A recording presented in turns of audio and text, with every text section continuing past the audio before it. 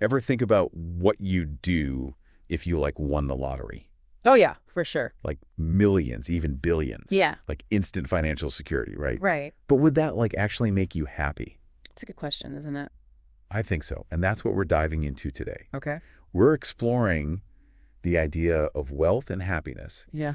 through this really interesting verse Okay. from the Bhaja Govindam. Interesting. So for anyone who's not familiar with it, the Bhaja Govindam All right. is this philosophical poem Oh, cool. by Adi Shankaracharya. Okay. And he's like a super important figure in Hindu philosophy. Yeah.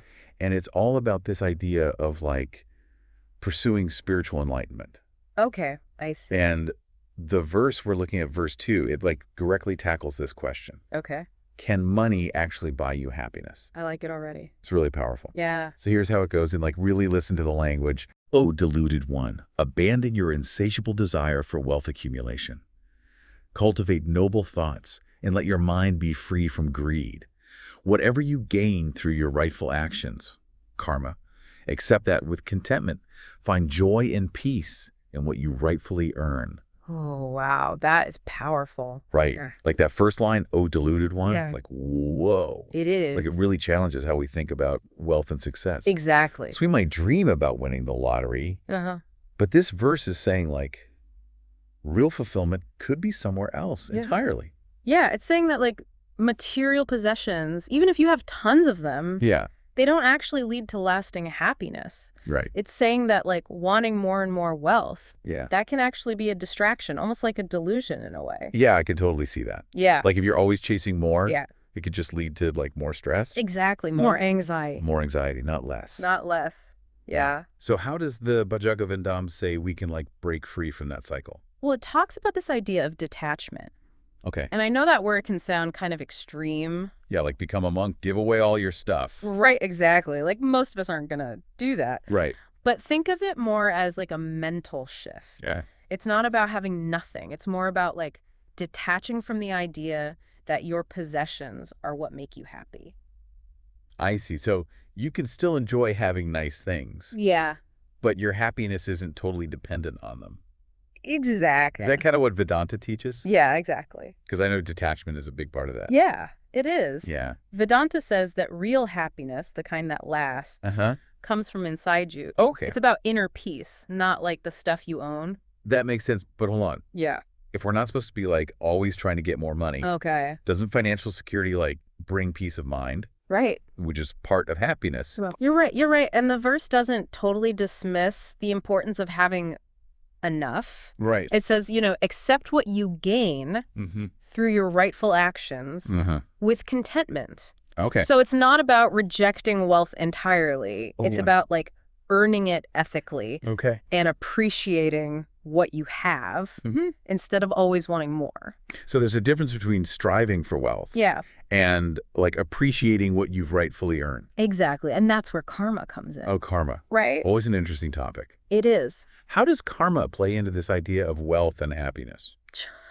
Okay. Because a lot of people think of karma as like Yeah. this cosmic reward and punishment system. Right. It's a little more complicated than that. Okay. What the Bhaja Govindam seems to be saying Yeah. is that where you are right now, Mm-hmm. financially and emotionally, Yeah. it's influenced by your past actions. So maybe someone who's struggling financially, Uh-huh. it's not just bad luck. It could be a result of like past actions Yeah. where they were focused on just personal gain Exactly. and not like the well-being of others. Yeah, that's one way to look at it. Yep. But the cool thing about karma is that it's not fixed. Okay. You can change your future by acting with more awareness and compassion. So it's like you're not just stuck No. with whatever happened in the past. Exactly. You can actively shape your future Right. through like ethical actions Yeah. and mindful choices. Exactly. And this verse isn't just about money. Okay. It also talks about cultivating noble thoughts. That's interesting. What exactly are noble thoughts in this context? Right. It seems like more than just being a good person. It does. Right. It's suggesting that real happiness comes not just from what you have, but also like how you think and act. Okay. So noble thoughts here could be things that help you grow as a person. Mhm. Things like kindness, compassion, Yeah. self-reflection, even intellectual curiosity. So it's like shifting the focus from getting more stuff Right. to enriching your inner world. Exactly. It's about recognizing that true wealth is in your character, your values, and what you contribute to the world. So as we wrap up this deep dive into the Bhaja Govindam, what's the one thing you want our listener to take away from this? I think the big takeaway is this. Okay. There's a difference between enjoying good things and being obsessed with wanting more. Yeah. It's about finding that balance, Right. appreciating what you have, and still striving to grow as a person, Yeah, not just materially. not just getting more stuff. Yeah. It's about realizing that real wealth might not be about money, Exactly. but about like the richness of your experiences, Yeah. your relationships, Right. and your inner peace. Exactly. And that brings up an interesting question. Okay. What if you shifted your focus away from what other people think and towards your own inner growth? Yeah. Could that lead to a more fulfilling life? Right. Even if it looks different from what society says is success, could this path, the one from the Bhaja Govindam, Yeah. lead you to deeper, more lasting happiness? Wow. That's something to think about. It is, isn't it? It really is. Yeah.